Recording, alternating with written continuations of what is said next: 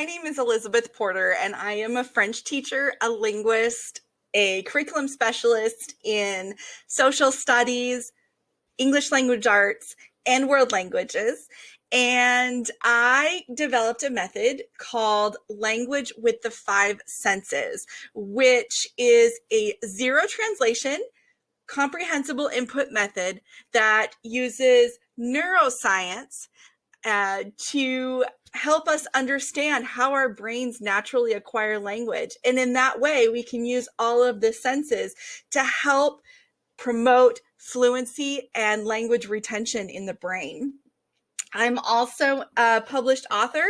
I have 2 books that have come out. The first one is called Pathways to Language Fluency, and then the second one is called The Performance-Based Solution. This is the newest book here, and I'm really excited to talk to you today because the content that I'm talking to you about comes out of both of my books, actually. I'm going to talk to you about something today that is really near and dear to my heart. It's global citizenship education and culturally responsive teaching. I feel very passionate about these 2 subjects and how important they are in the world language classroom, all classrooms, but especially in the world language classroom. So if you are interested in hearing more about these subjects after this video, I have tons of opportunities for summer professional development online where we can explore more of these things in depth together. So let's get started. Culturally responsive teaching and global citizenship education are the heart of learning. They speak to a student's heart and they speak to a teacher's heart. Culturally responsive teaching refers to the validation of students' home culture, speaking to them from their own cultural viewpoint and their own cultural language, and validating who they are as people and their own upbringing, their own surroundings, their own cultural identities. Global citizenship education refers to a sense of belonging to a broader community and a common humanity. And it emphasizes political, economic, social, and cultural independency and the interconnectedness between the local, the national, and the global. These 2 things together help us build our students' hearts. It helps them connect to each other as people and realize that we are all here and we all have a place here in the classroom, in the school, in the community, and in the world. Our job as language educators, we are the connection to the world around us. Sometimes students come to us and we are their first glimpse at the outside world. We are their first glimpse of what it's like to leave the town, the state, the country, right? Because we're teaching them another language. Some of our students come to us and they speak different languages at home. Some of our students come to us and they live a completely different culture or religion. We as language teachers are there to help them not just survive this world, but to engage with it and respectfully engage with it, get to know each other, be sensitive to each other, and really make those human connections.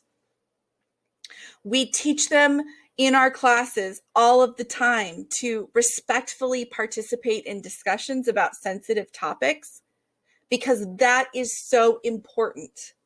We want our students to be able to feel safe in discussing things that are hard and making a safe place for them to do that. We want to teach them how to overcome stereotypes and judgments and figure out who they are as people and why we as people place certain other people in boxes, or why we judge people or why we have stereotypes about certain people. Where does that come from? As language teachers, we want our students to become ambassadors for their communities and their country.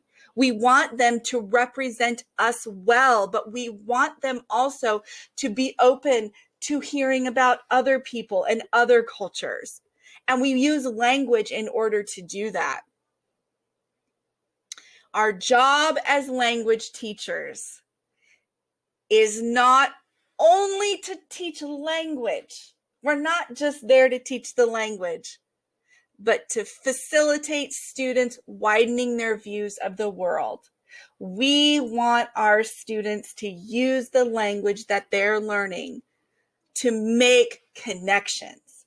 And that is key. It's not just about language. It's not just about the country that speaks the language or countries.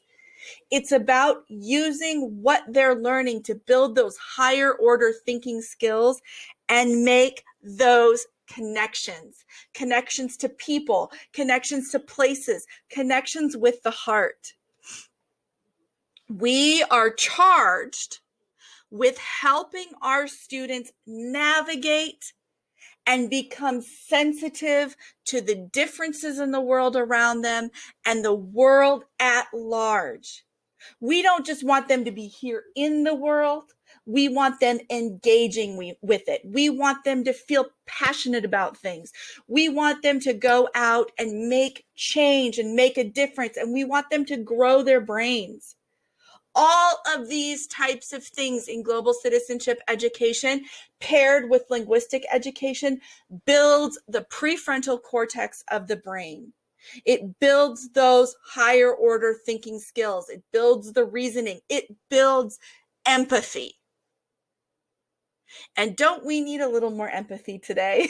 Don't we need a little more empathy in this world right now? We don't just want our students to be able to survive in the language. Sure, giving them the language that they can use when they travel and order food and things like that, that's great. But we want to educate the whole person for a whole purpose. And we want them to fully understand the people who speak the languages, the nuances, the cultural differences that you can't just translate from this to this and it's going to be understood or okay or even come out correctly. We want them to understand the subtleties of language and culture together, and we want them to be able to connect on a deeper level with people around the world. That is our job, and that is the key to global citizenship education. But it must start first with us as teachers.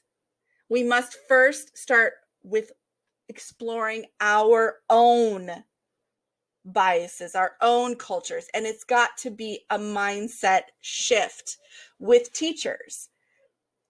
So we must start with a recognition and exploration of one's own implicit biases.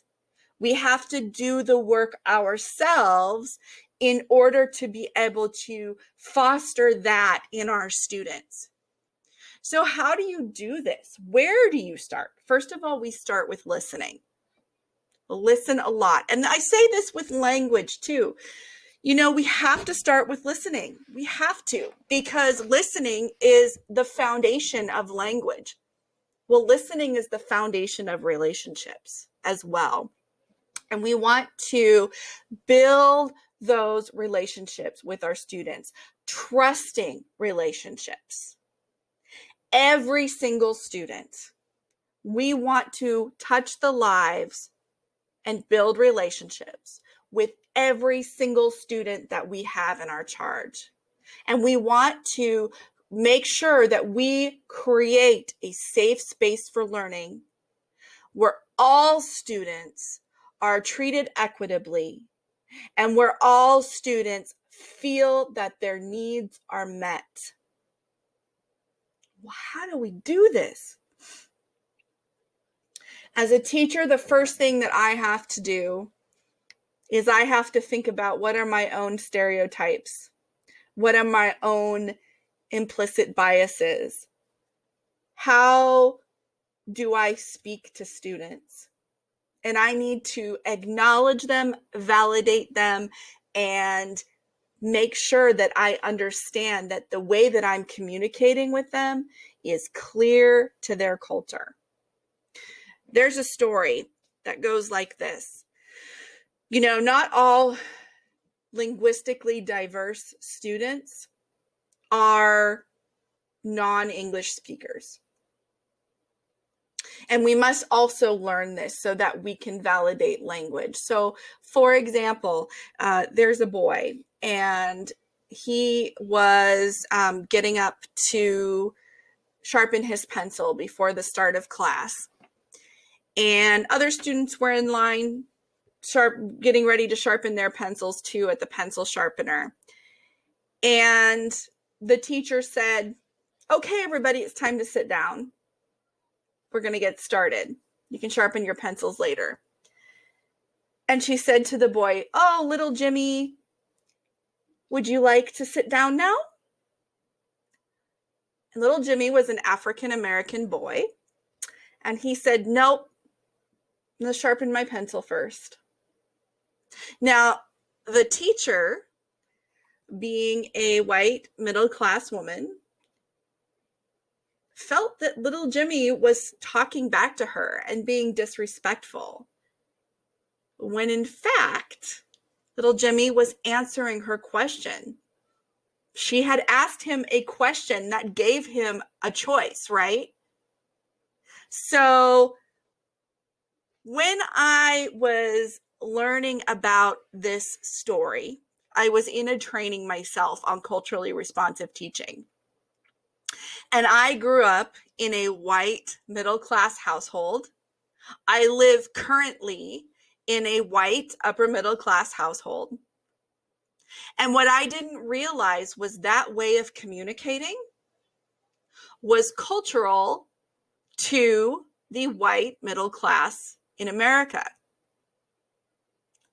That when white teachers approach an African American student and say, "Would you like to sit down?" or pose it as a question, we would interpret this as, "Go sit down. It's time to start." That student interpreted it as, "No, I'm going to sharpen my pencil first and then I'm going to sit down. You're asking me a question. You're giving me a choice." So do you see how a simple shift in mindset can help us serve our students better?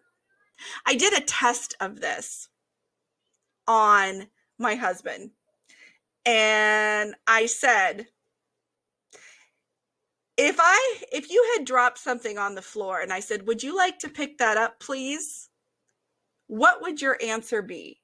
And he said, "You're telling me to pick it up." And I said, "Yes, I am."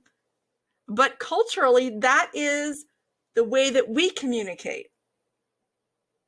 That's not the way that they communicate necessarily in the African American community. It's more direct. I have another story in a little while about two South American girls in a classroom, but I will wait to share that in a few minutes. So it's just a recognition of our own implicit biases and really learning about how we communicate culturally versus other people of other cultural identities and where those cultural identities come from. We have to do the work ourselves, in ourselves first, before we can bring that to our students. The second thing that I have to say is bringing students in and having discussions with them and really making them feel that they are part of a partnership. That's trust. Having expectations for every student in your class, no matter high expectations, the expectation that they can succeed, every single student. Did you know that a vast majority of teachers are white women in the United States? But a vast majority of the students are students of color, students of linguistic diversity, students from different countries. So we really have to change our mindset around how we address these students and our expectations of students, and we have to keep them high. When I was in graduate school, I had a professor that always said to me, keep your expectations high, your students will rise to meet you. And that's part of culturally responsive teaching, validating that every student can succeed. But what do? We scaffold that curriculum so that every single student can be successful in the classroom. And we give them opportunities to explore their own cultural identities. And we can do that in the target language. We can do that in the target language. We give them opportunities to tell their stories, which we can do in the target language. It's super easy to do that, but we want to give them those opportunities to be able to share their lives with us. And we want to be able to share our lives with them as well. And we want them to be in a partnership with us. So we don't just have this test, score, grade type of relationship with students, but we involve them. We tell them what we expect, they know it, and then we get their feedback on how they could achieve or how they could progress or how they could do better next time. We want their feedback. And you know what? When we listen to our students, when we create this type of partnership, it creates trust. And trust between people releases dopamine in the brain and oxytocin in the brain. These are two chemicals that are released in the brain that make us feel good. And when those two are released, the students are with us. We're all together. We feel that we are cared about. The students feel that they are cared about. And we have this relationship where the students will do anything we ask them to. When students feel cared about, when students feel trust, that oxytocin and dopamine helps them achieve, helps them feel like they can come to us when they need help, and helps them know that they belong and they feel loved and cared about. So this is super, super, super important. And this is also how the brain responds to trust in culture. When you validate a student's culture, and then when you create connections so that the other students in the class are validating each other's cultures, and you've got this trusting, safe place for students to learn, the brain grows the prefrontal cortex. And something called myelination happens, and the brain grows and grows and grows and grows in that area. And those students create empathy for each other. They grow that empathy, and then they can go out in the world and be empathetic, loving, caring students, caring people. So let's talk about what is culture exactly. What is it? We've got these two different but very similar types of illustrations here. Sometimes people think of culture like a tree. Other times people think of culture like an iceberg. Both of these have been used by many different experts, scientists, sociologists. But you've got three levels of culture here. You've got surface culture, which is the things that people can see on the outside that are evident, that are easy, that a lot of us integrate into our world language classrooms, right? It's the things that get people hooked on culture, on language, on what get them interested in learning about new people and cultures. We've got the surface culture: food, language, flags, festivals, arts and crafts, performance, dance, games, all of the things that you can experience with your senses, right? Body movements and food and taste and smell and things you can actually see. Those are the surface culture. That is what we use a lot and most often in our language classes. And then you have the shallow culture. Things like facial expressions or gestures or eye contact.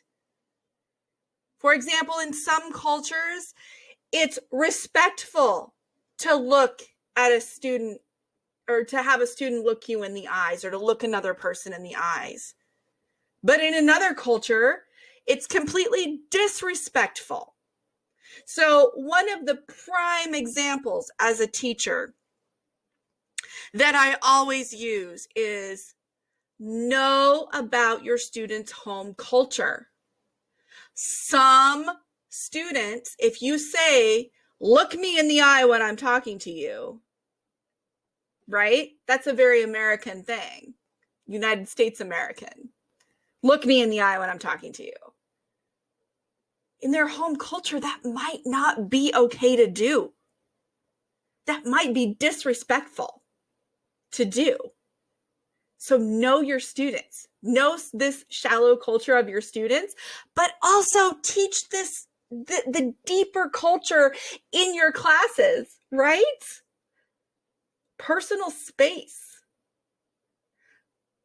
In some cultures, it's really, really important to stand really close, and it's okay to do that.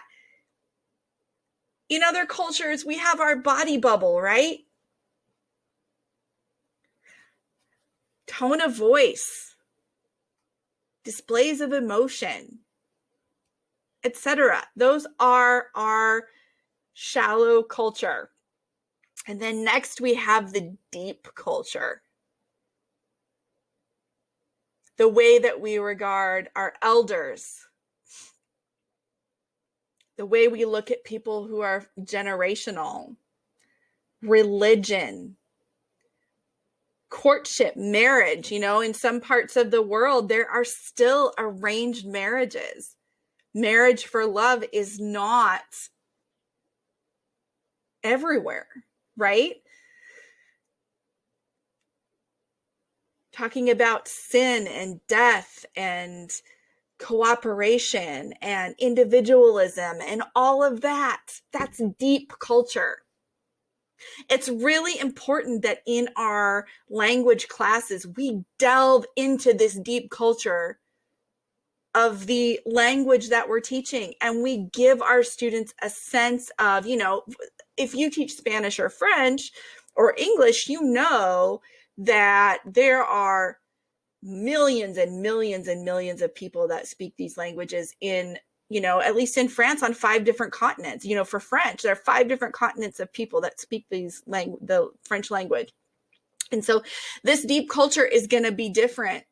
In fact, every bit of culture is going to be different, right? But our job is to help students understand that there are commonalities in these as well.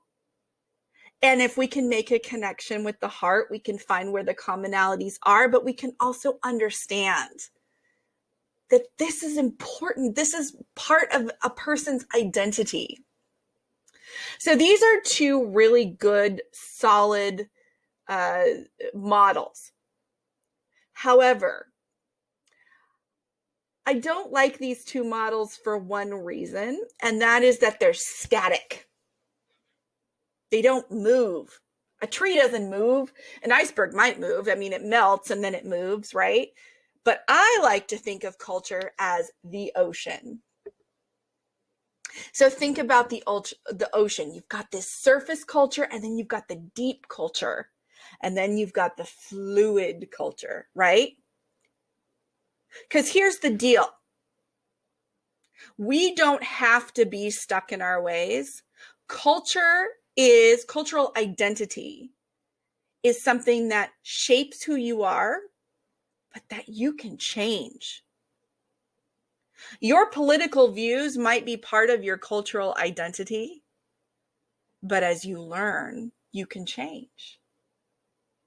Your views of other people, anything that's a social construct as part of your cultural identity, you can learn, you can grow, and you can change. So think of the ocean. You've got the surface up there, the part that you can see. You've got the deep part down underneath that you can't see. Not necessarily unless you dive down really deep or send a camera down there. And then you've got this part that moves. The ocean moves all around. Think if you throw a bottle into the ocean, it travels. It visits other places. And we can learn about things in the ocean. And there are parts of the ocean that are really bad and ugly, just like humanity. But there are also parts that are absolutely beautiful, that change our lives, that touch our lives. And so I like to think of culture like the ocean. Another big part of this is thinking about the individualist versus collectivist. There is something called the individualism versus individualism collectivism continuum. This is a 100-point scale. And it is countries and cultures are scored based on this 100-point scale in different criteria. So United States of America has the highest score with 91 points. And we are seeing this manifest itself right now at this point in history. We are the most individualistic country according to this scale on the planet. Guatemala is highly collectivist with 6 points. They have the lowest score on the continuum. France is number 71. It's got a score of 71. So it's this continuum. The higher score you get, the more individualist your society is, your culture is as a whole. The lower the score, the more collectivist. And then there's a look at subcultures within a culture, within a country. So individualist countries, they focus on the individual, independence, and individual achievement. They emphasize self-reliance and the belief that one can only rely on him or herself or themselves to get ahead. That individual contributions, what I do, is more important than what we do, right? It's not very interactive. It's highly competitive. Think about our college admission system, right? And it's not necessarily mindful of how individual actions affect the collective. I've been having a lot of discussions on this lately, actually. The whole mask wearing issue versus I don't want to wear a mask versus, let's help other people not get sick, et cetera, et cetera. Collectivist cultures focus on both independence and group success together. They emphasize their reliance on the collective wisdom and resources, and that they all must take care of each other to get ahead. Learning happens through interaction rather than as an independent. Thinks of oneself as a member of the collective whose individual actions affect others. And it's highly collaborational and relational. They are team players. So I mentioned earlier a story about two girls from South America in a class. And the teacher had given an assignment. It was an independent assignment. She was doing something at her desk, and she was working on this independent, having the kids work on this independent assignment. And all of a sudden she looks up, and these two girls are sitting next to each other in a table group, are talking to each other. Now, I gave a training a few weeks ago, and I told this story, and I asked the teachers in the training, I said, what would you assume those two girls were doing? One of the teachers said, I would assume they were cheating. Another one said, I would assume that they're off task, just talking about other stuff. And I said, what if you thought about it? These two girls are from South America. They're from highly collectivist cultures. What if you thought about it from the standpoint that they were working together because they learn better when they bounce ideas off each other? And the teachers that I was training, oh, yeah. I said, we were looking at that situation from the perspective of a white United States middle-class teacher from a highly individualist culture. We have to change our mindset a little bit, and maybe they were off task.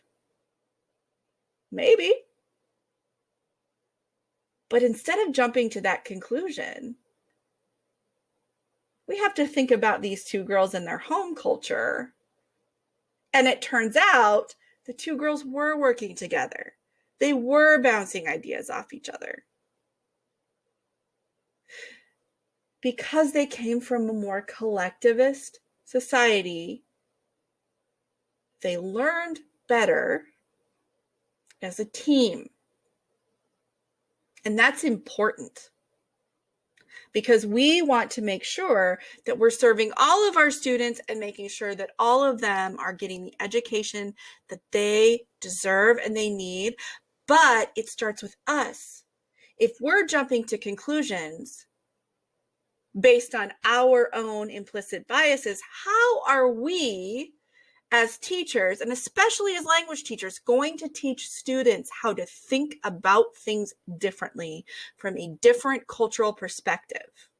That's so important. So that's the global citizenship piece. The culturally responsive teaching piece is me saying, I'm a white teacher. My implicit bias is that those two girls were cheating, but their culture dictates that they are more collectivist. Maybe they're working together. Let me give them the benefit of the doubt. The global citizenship piece is teaching the other students in the class how to also think that way.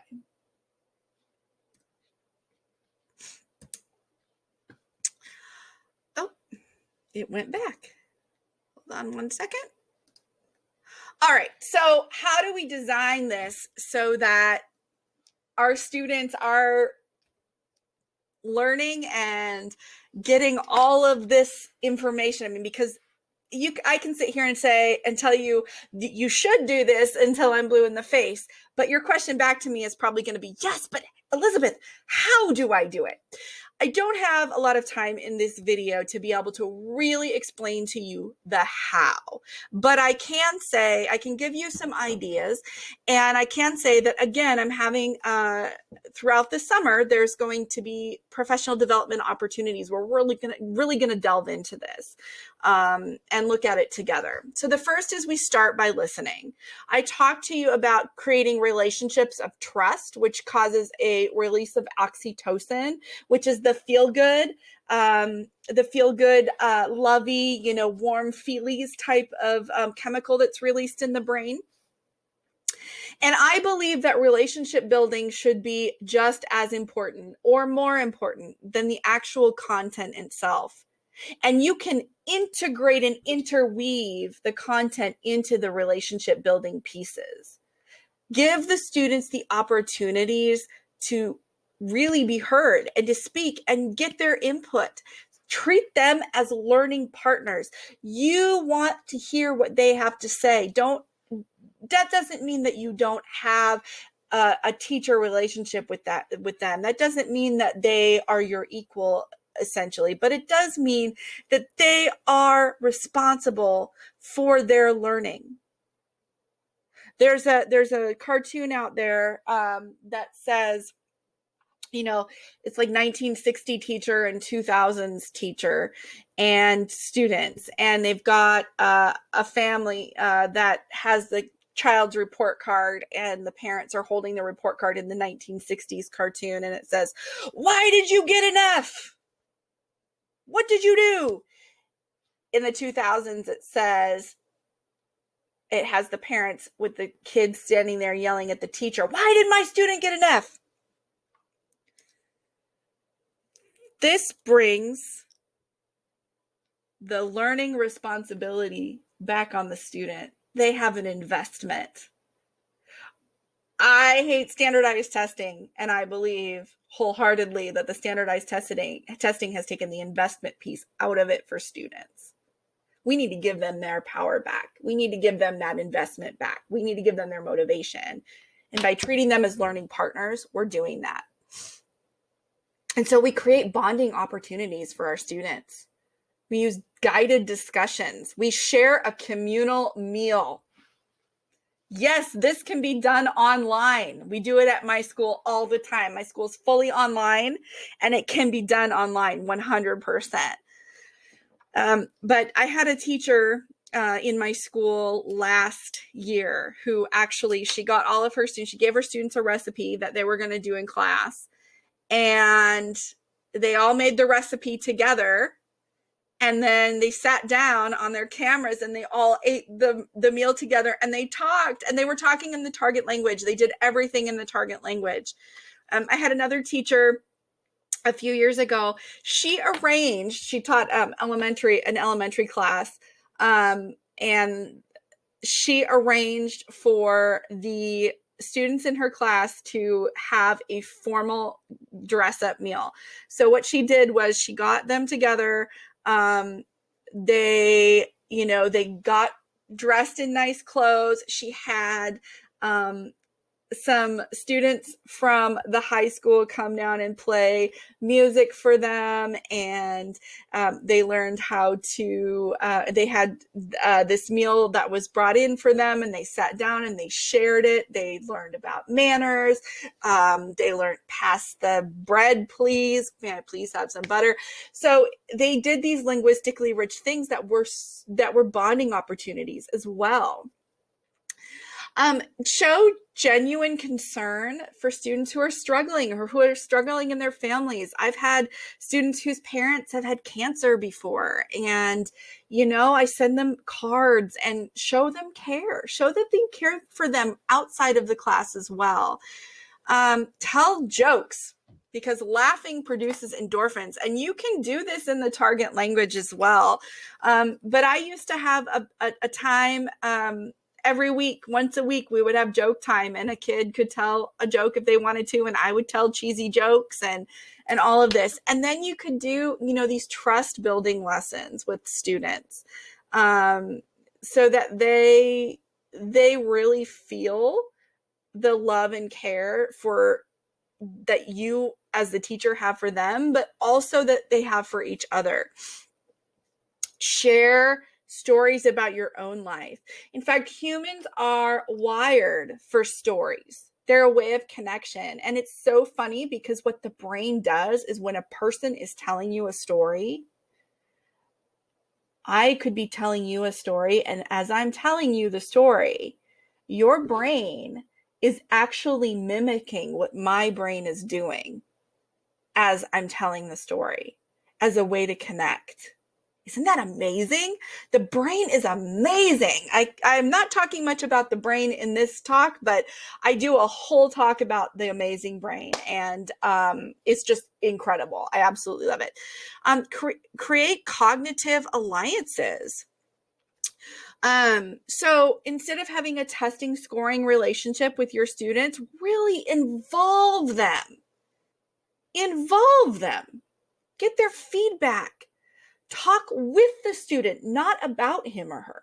Talk to him. What could you have done to improve this whatever? Show them your high expectations. Use rubrics because that tells the student exactly what they need to do. And affirm the students and validate them in ways that speak to their own culture. Leave them notes of affirmation. Post words in their native language around your room.